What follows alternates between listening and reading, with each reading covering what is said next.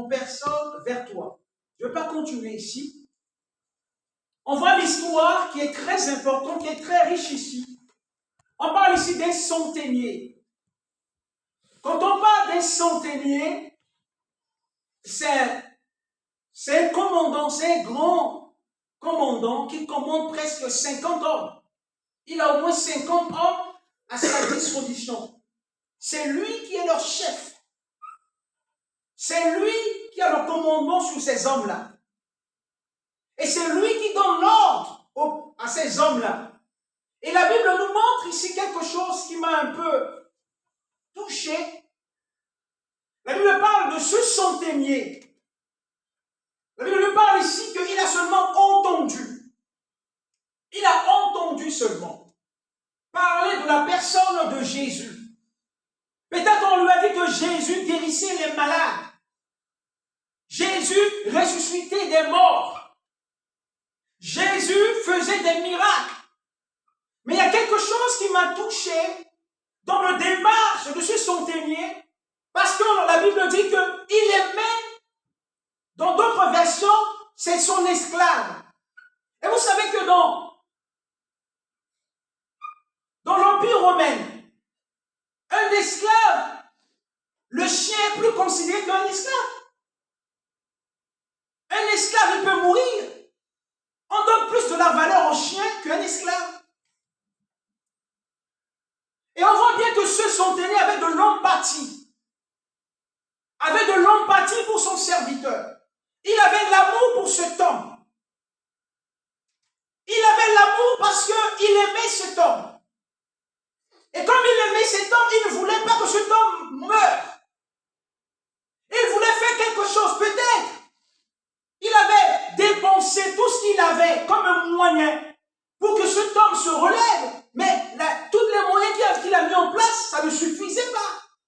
La Bible ne nous a pas dit qu'il a amené cet homme à l'hôpital. Mais là, la Bible nous dit qu'il a fait ce démarche pour aller voir les anciens, pour que les anciens, il a utilisé les anciens comme un intermédiaire pour arriver à Jésus. Parce qu'il faisait tout pour que son serviteur qui était malade soit guéri.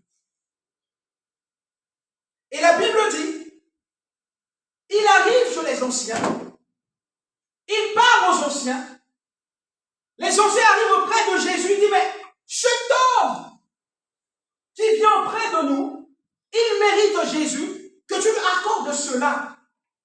Parce qu'il aime notre nation.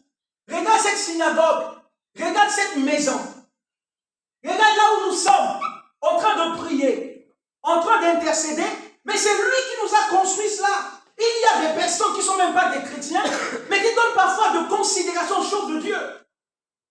Moi, je connais un pasteur brésilien qui disait toujours que parfois même les païens lui envoient de l'argent pour son émission. Il y a des gens qui ne croient pas à Dieu, mais qui ont le respect pour Dieu. Et qui ont de la considération pour Dieu. Et qui ont de la considération pour des choses sacrées. Et vous voyez bien cet homme, bien qu'il ne connaissait pas le Seigneur, mais néanmoins, il a construit le synagogue. Et pour construire une synagogue, c'est de l'argent. Ça veut dire que c'est comme si il a construit une église. Et les anciens disent, mais si nous sommes réunis dans cette salle aujourd'hui, c'est à cause de cet homme-là. Mais Jésus, nous te supplions. Nous te supplions, Jésus. Accorde-lui cela. Mais le problème qui va se poser ici, c'est-à-dire que le centenier avait déjà un cœur bien disposé pour Dieu. Jésus ne va pas seulement guérir son esclave parce que c'est lui qui a construit le synagogue, mais Jésus va guérir son esclave parce que ce centenier avait une disponibilité de recevoir de Jésus un miracle. Il y a des personnes, parfois qui font des dons à l'église, qui font des dons à Dieu, ils pensent que Dieu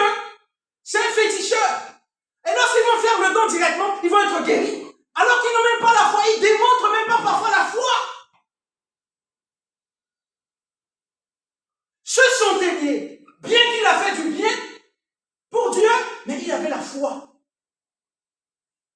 Amen. Et si quelqu'un m'entend ce matin, bien que tu as fait quelque chose à Dieu, parce qu'il y a certaines personnes qui disent que, ah mais j'ai fait ça à Dieu, Dieu m'a jamais fait ça, j'ai fait ça à Dieu, Dieu m'a jamais fait ça. Regarde, j'ai donné 1 million à l'église. J'ai fait ça à l'église. Mais Dieu m'a pas fait ça.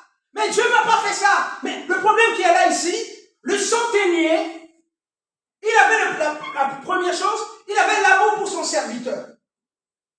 Parce qu'il a entendu parler de Jésus. Seulement, il avait tellement le respect. Vous savez, les soldats,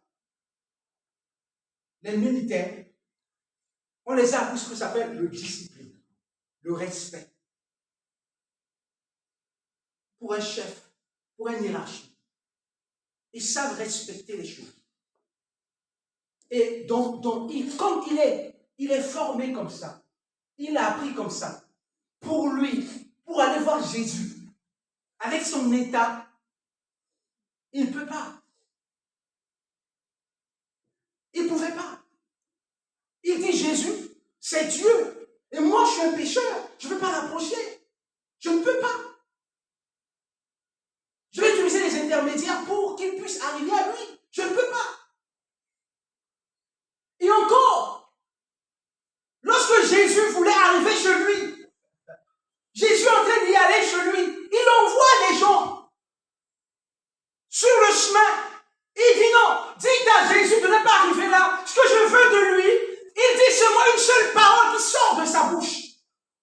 Je ne suis même pas dit qu'il approche sur mon toit. Oh là là, c'est pas extraordinaire ça? Je ne suis pas dit qu'il arrive sur mon toit. Pourquoi? Il commence à expliquer ce qu'il est. On va lire rapidement. Et puis enfin, on va continuer. Il a dit, écoutez le verset 6, Jésus étant allé avec eux, les anciens, n'était guère éloigné de la maison quand le centenier envoya des amis pour lui dire, Seigneur, ne prends pas tant de peine. Ne fais pas tant de sacrifices. Regarde-moi des personnes comme ça. Regarde-moi des gens comme ça qui ne croient même pas encore à Jésus. Mais c'est une audace de la foi. Et parfois, nous qui sommes des enfants de Dieu, on ne croit pas ce que Dieu est capable de faire. On dit qu'on a Jésus en nous.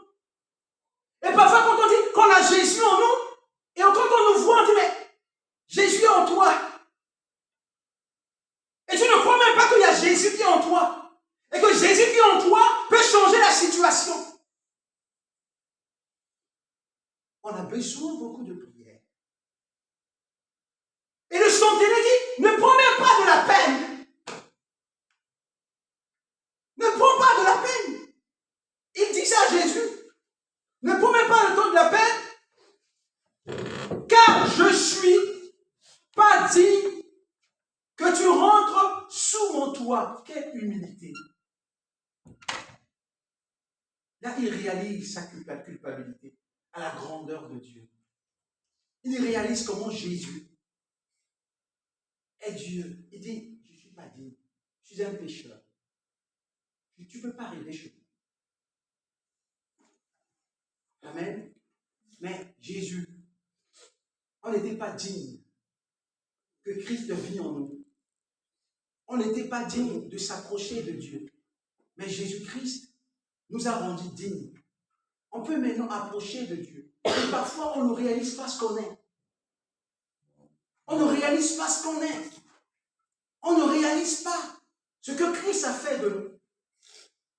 Et il va dire encore, il va dire, car je ne suis pas digne que tu entres sous mon toit. Et verset 7, il va expliquer, c'est ainsi pour cela que je ne me suis pas cru digne d'aller personnellement vers toi. Il dit, moi je ne peux même pas, moi-même je ne me considère pas digne d'aller vers toi.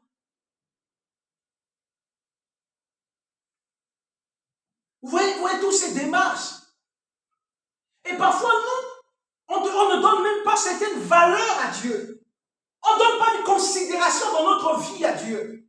On ne respecte même pas Dieu dans intimité avec lui. Mais on veut vivre les choses de Dieu. Comment on va vivre les choses de Dieu? Si nous-mêmes, étant qu'enfants de Dieu, on ne considère pas les choses de Dieu. On ne respecte pas Dieu. Ce centenier a tellement de respect pour Dieu. Il dit à Jésus, ne prends même pas la peine de venir chez moi. Et c'est pour cela que moi, je ne peux même pas aller chez toi parce que tu es digne. Je ne suis pas digne. Je suis tellement sale.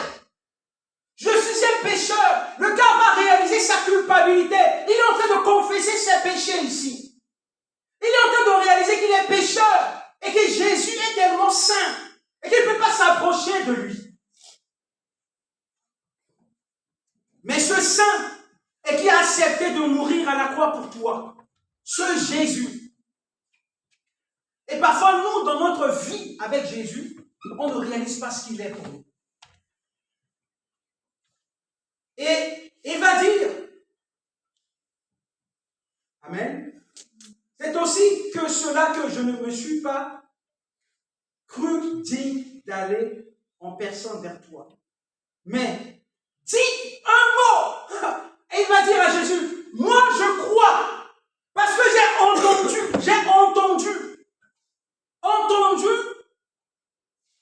parler de ce que tu as fait. Mais moi, ce que j'attends, c'est-à-dire que dites-moi seulement une seule parole. Une seule parole. Pas plus. Il dit, moi je veux seulement une parole qui sort de ta bouche. Oh, c'est formidable.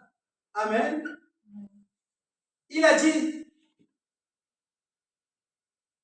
c'est aussi pour cela que je ne me suis pas cru digne d'aller en personne vers toi. Mais, dis un mot, et mon serviteur sera guéri. Il va dire que je prends la place de mon esclave. Je prends la place de mon esclave. Je veux croire à ta parole. Je veux croire à ce que tu es pour que mon esclave soit guéri. Je sais que mon esclave, là où il n'a pas la foi. Peut-être il n'a pas entendu parler de toi. Mais moi, j'ai entendu parler de toi. Maintenant, je vais croire à la place de mon esclave et le miracle va s'opérer là où il se trouve. Ce centenier a pris la place de ton esclave. Pour que son esclave soit guéri, lui, il doit croire à Jésus pour que son esclave expérimente le surnaturel. Donc, il va dire, Jésus, je sais que mon serviteur, si tu viens, il va être guéri. Mais comme je ne suis pas digne pour que tu viennes à moi, mais ce que je veux, seulement que tu me dises seulement une seule parole. Une seule parole qui sortira de ta bouche. Mon serviteur, mon esclave va expérimenter la guérison. Amen.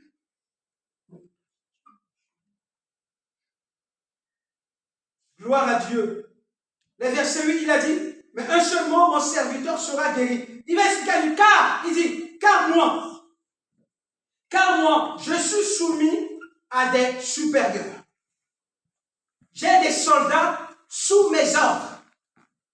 Il va dire à Jésus que il a des soldats sous ses ordres. Il va expliquer ça. Écoutez au verset 8. Car moi qui suis soumis à des supérieurs, j'ai des soldats sous mes ordres. Et je dis à l'un, va.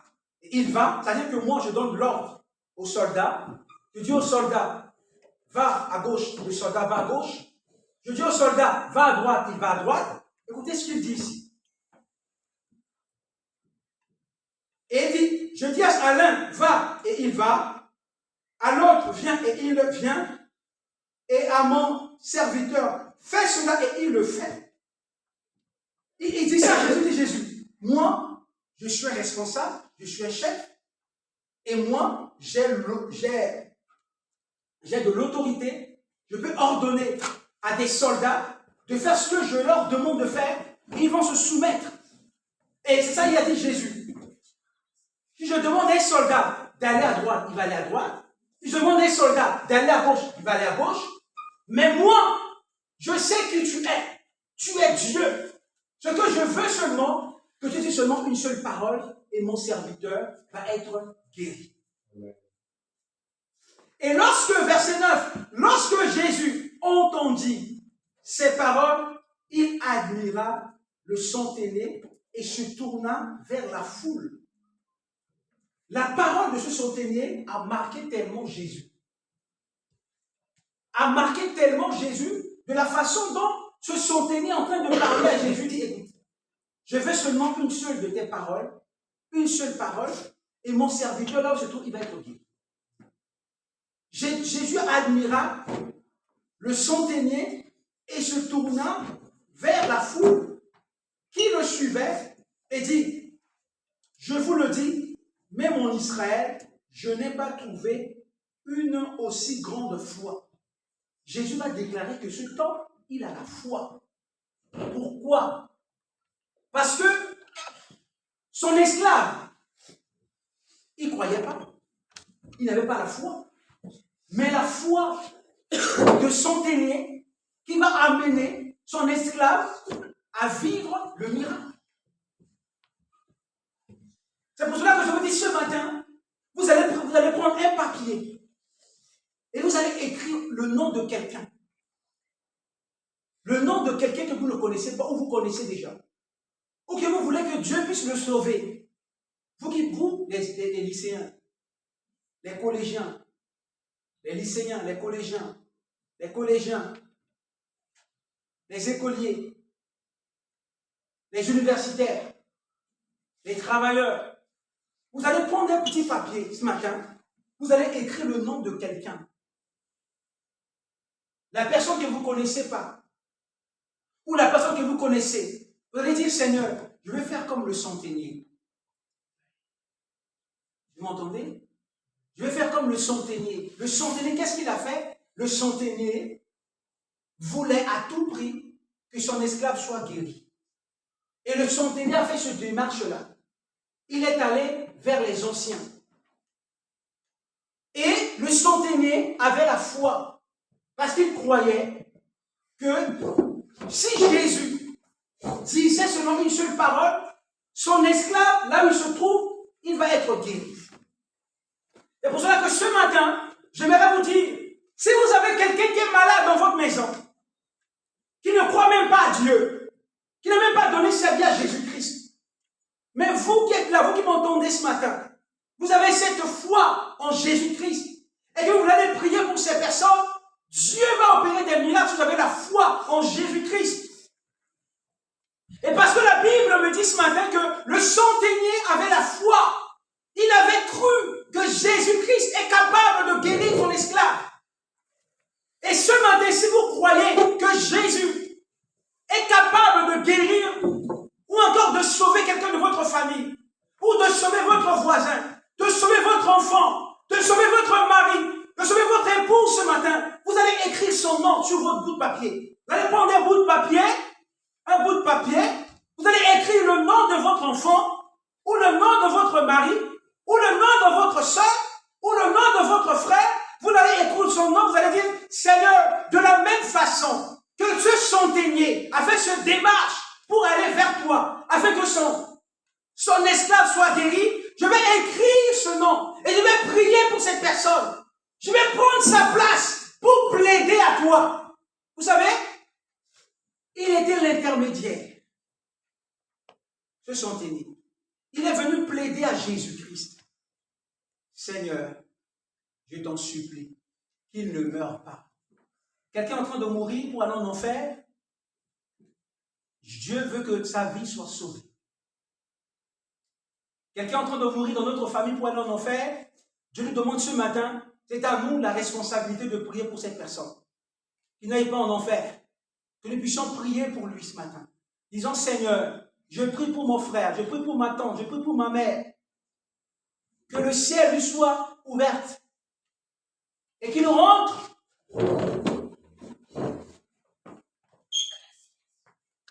Qu'il rentre au ciel par ma prière, par ma foi en toi. J'ai la foi en toi, que tu es capable de le sauver. Et la Bible dit, Jésus a dit, je n'ai pas trouvé,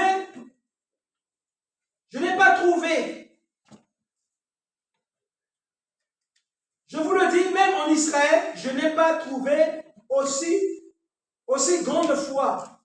De retour à la maison, les gens envoyés par le centenier trouvaient guéri le serviteur qui avait été malade. Alléluia.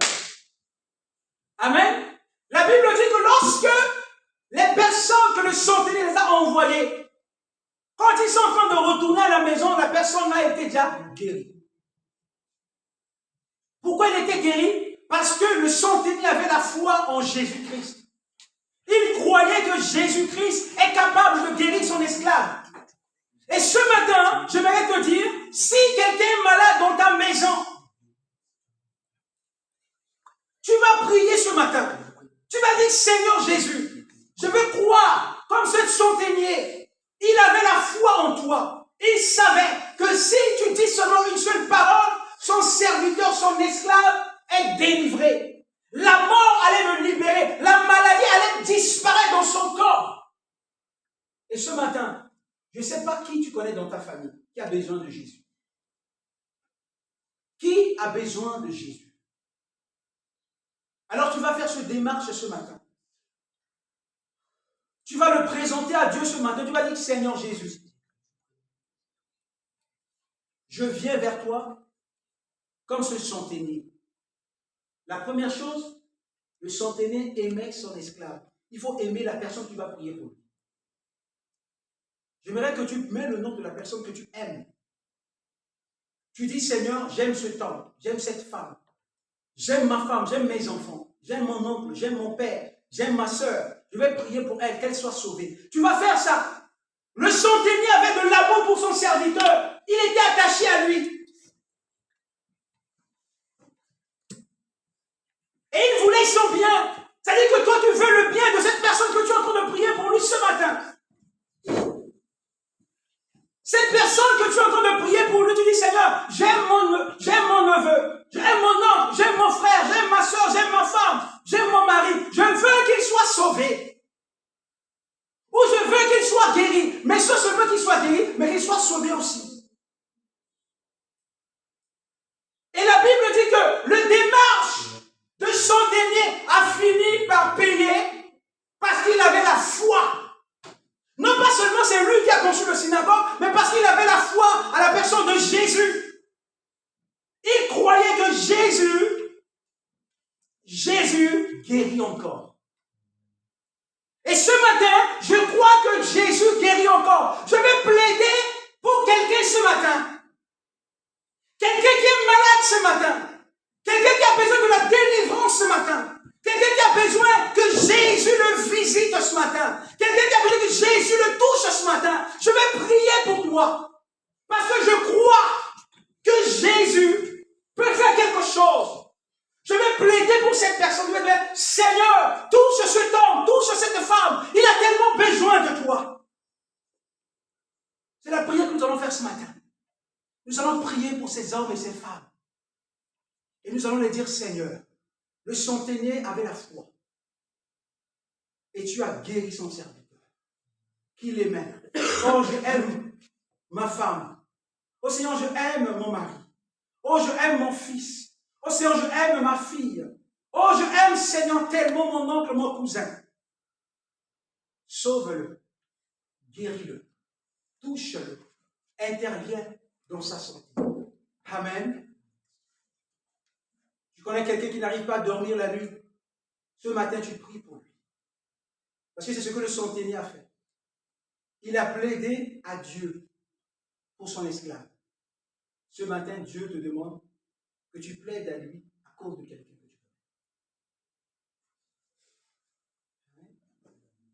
connais. C'est ce que nous allons faire tout à l'heure. Nous allons prendre les 5 minutes qui restent. Nous allons prier pour des personnes qu'on connaît. Des proches de nous. Nous allons les présenter à Dieu. Vous qui êtes connectés sur Facebook ce matin, même si vous êtes à la maison, prenez un bout de papier. Vous allez écrire le nom de la personne. Et vous allez vous représenter, vous allez vous dire, je suis comme le centenier. Le centenier. Et vous allez écrire le nom de la personne et vous allez le présenter à Dieu ce matin. Peut-être cette personne, il est malade, ou encore il a des problèmes, ou encore il ne connaît pas encore le Seigneur. Vous allez le présenter à Dieu ce matin. Vous allez dire, Seigneur, tu connais mon oncle Jacques, mon oncle Albert, mon oncle François. Je te le présente ce matin. Il a tellement besoin de toi. Et que je veux que tu puisses le toucher, tu puisses le guérir. Amen. Nous allons vraiment faire ça ce matin. Nous allons prier. Et ce papier-là, vous allez garder sur vous. Ça sera votre responsabilité maintenant de prier pour cette personne. Jusqu'à ce que Dieu fasse un miracle dans sa vie. Jusqu'à ce que vous allez écouter que non, finalement, le Seigneur l'a guéri. Finalement, le Seigneur l'a restauré. Désormais, c'est ta routine de prier pour ces personnes. Tous les jours, quand tu vas te réveiller le matin, le soir, tu vas dire, Seigneur, je suis là comme le centenier. Tu prends ce verset, tu dis, Seigneur, le centenier est venu auprès de toi pour plaider pour son esclave qui était malade, et tu as entendu sa prière, et tu as guéri son serviteur. Ce matin, ce soir, je vais prier pour tel monsieur, tel monsieur. Amen. Et la Bible dit, en conclusion, que son esclave était guéri.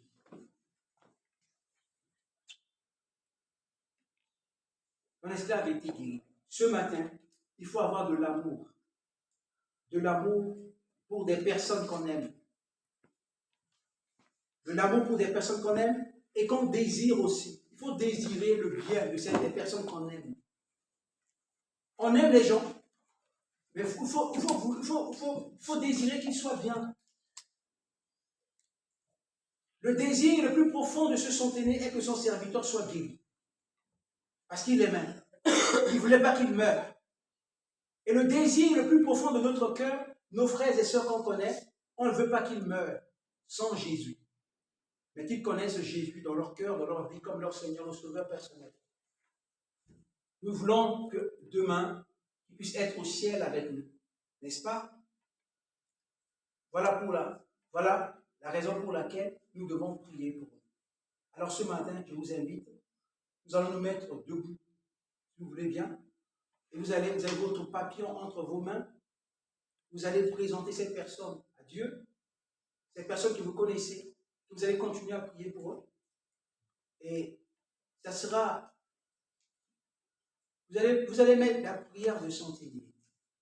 Alléluia. Amen. On va se mettre debout. Et chacun va prier. Va prier par rapport au papier, par rapport au nom de la personne que tu as écrit. Tu vas prier pour cette personne-là. Et vous qui êtes connectés sur la page Facebook, vous allez mettre le nom de la personne.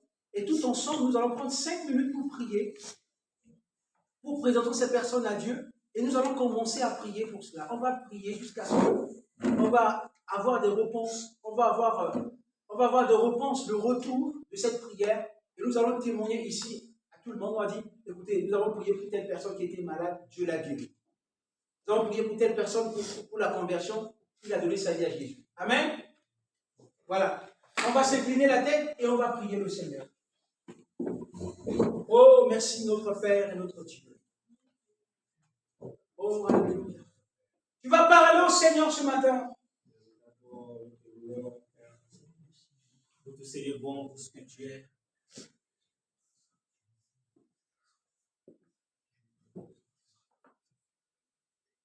Sauve, Seigneur. Dieu de miracles. Étends ta main de grâce. Parce que tu es notre Dieu. Je vais croire que ta main est sur elle, là maintenant, oh Dieu. Ta main est sur elle. Elle va se donner son cœur à toi. Tu vas parler à son cœur. Je représente ce centenier qui aimait, Seigneur, son esclave et qui a voulu que tu puisses le guérir, Seigneur. Et ce matin, je veux prier, je veux Nous m'agenouiller croyons devant à toi. ta puissance, nous croyons à ta délivrance. Je crois, Seigneur. Nous croyons à ce que tu représentes, Père. Et dans mon cœur, Père, je veux encore témoigner que ta puissance peut me relever là où je suis. Ta puissance peut me guérir là où je suis. Alors ta puissance encore peut guérir ma famille. Ta puissance encore peut ramener mes enfants à la vie. Ta puissance encore peut ramener mes frères et sœurs à la vie. Ta puissance encore peut délivrer, Père, je le crois encore ce matin. Seigneur. Ta puissance encore peut réveiller notre ville. Ta puissance peut encore faire sortir ceux qui sont cachés, ceux qui sont enchaînés, qui n'ont pas ta lumière en eux et qui méritent de vivre, qui méritent de continuer à vivre, qui méritent d'être libérés. Alléluia.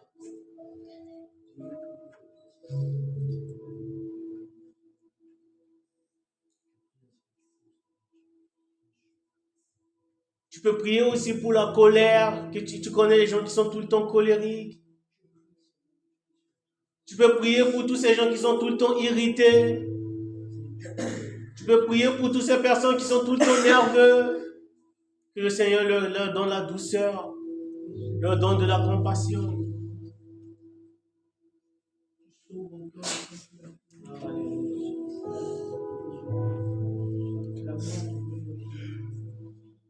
Prie pour toutes ces personnes qui souffrent, qui sont malheureux.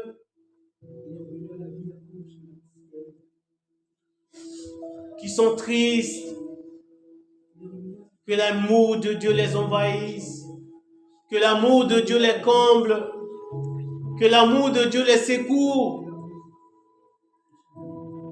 Que l'amour de Dieu les apaise. Que l'amour de Dieu les immerge, entre dans leur cœur, entre au fond d'eux-mêmes, qu'ils puissent confesser que juste par un seul mot, juste une seule parole, ils peuvent retrouver la vie, ils peuvent retrouver la joie. Louange à toi, Père, pour ce que tu es. Alléluia, notre Dieu, notre Seigneur.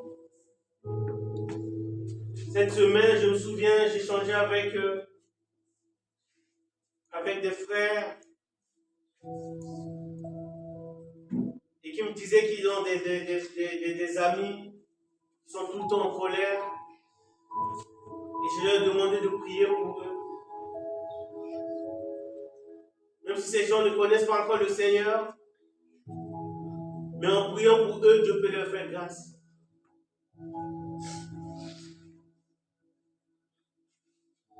Prions pour Thomas. Prions encore pour d'autres personnes.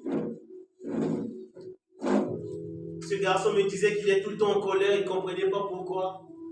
Prions pour eux, prions pour lui, que le Seigneur lui donne la joie de vivre, que cette colère disparaisse dans son cœur, qu'il puisse aller à l'école et être serein, être heureux, que la colère disparaisse dans son cœur. Prions pour Maxime. Prions pour sa maman, prions pour sa sœur. Que l'amour de Dieu les envahisse. Prions pour Tata Candice. Prions pour Kaline et les autres. Prions pour Esther.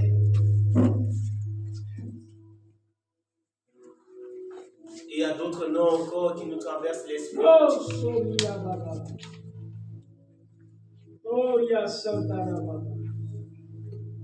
Que Dieu qui les connaisse mieux que nous-mêmes.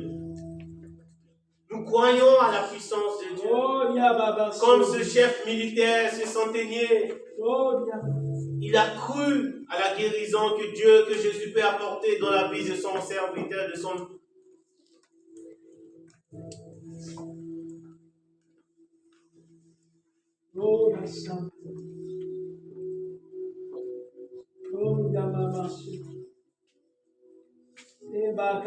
S'il y a d'autres noms qui nous échappent, que tu te souviens peut-être pas, mais dis que le Seigneur peut, juste une parole, le Seigneur peut faire quelque chose pour nos frères et sœurs qui sont perdus, pour nos proches qui se sont éloignés de la voie du droit chemin.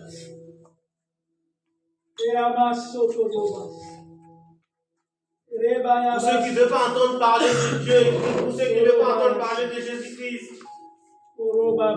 ceux qui croient qu'ils se suffisent à eux-mêmes.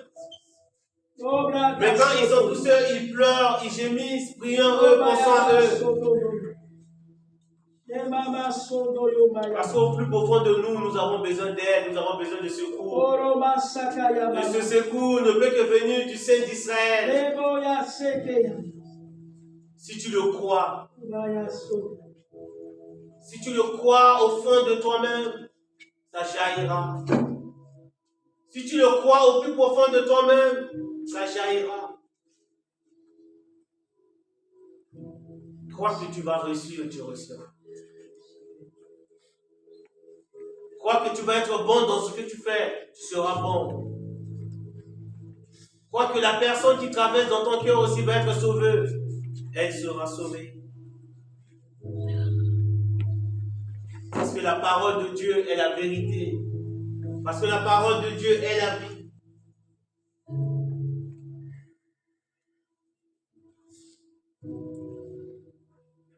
Alléluia.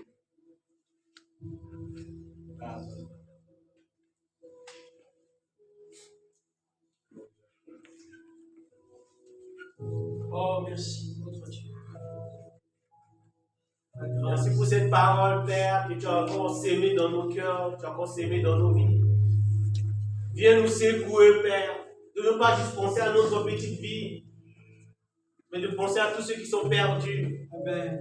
Ce chef militaire, il pouvait avoir un autre esclave, il pouvait avoir d'autres personnes, mais il ne s'est pas soucié que de lui. Il ne s'est pas soucié de ses bienfaits, de ses besoins, mais il s'est soucié de la vie de cet esclave. Il a pensé à lui. Pensons aussi aux autres qui ont besoin d'aide. Même si parfois ils ne nous le montrent pas, même parfois ils disent qu'ils ne sont pas dignes. Disons au Seigneur de venir, de poser sa main, de poser son esprit dans leur vie. Ne pensons pas à ceux qui disent qu'ils sont forts. Parce que souvent au fond de eux, ils pleurent même.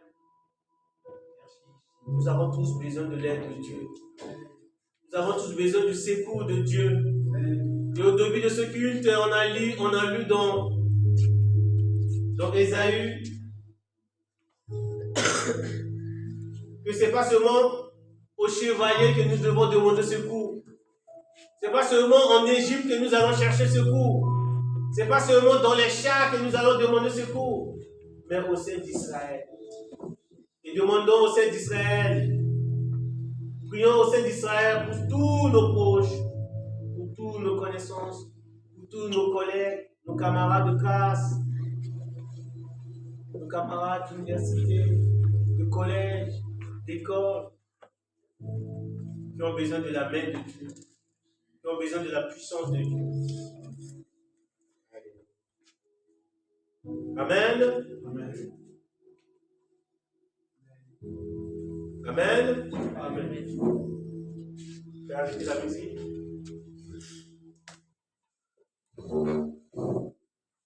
Nous allons maintenant nous préparer à clôturer notre culte. Avant cela, face aux offrandes, ceux qui ont amené leur dîme, leur offrande, tous ceux qui nous suivent sur les réseaux sociaux, si vous tient à cœur de donner quelque chose pour le Seigneur, vous pouvez aller sur la page YouTube. Vous retrouverez le numéro de compte de l'église. Vous pouvez déposer ce que le Seigneur a mis sur votre cœur.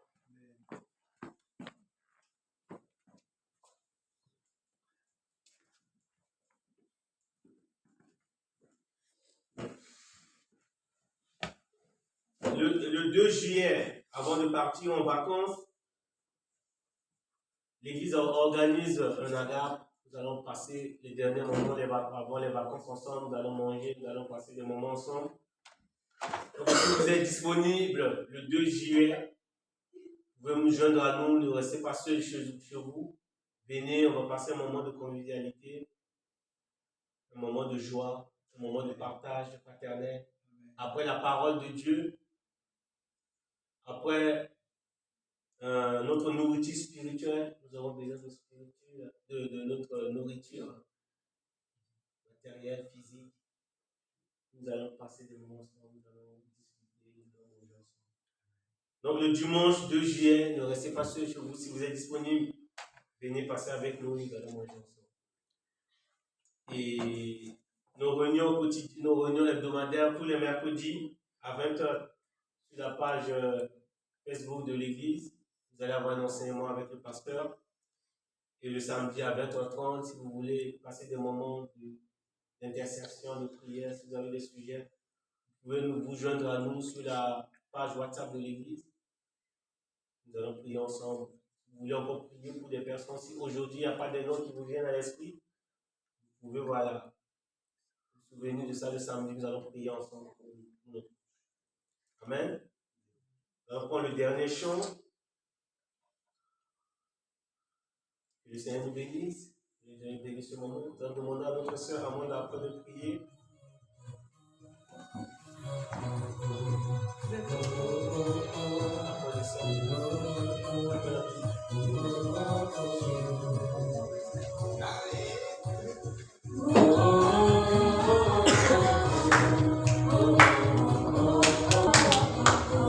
Que le Seigneur vous accompagne.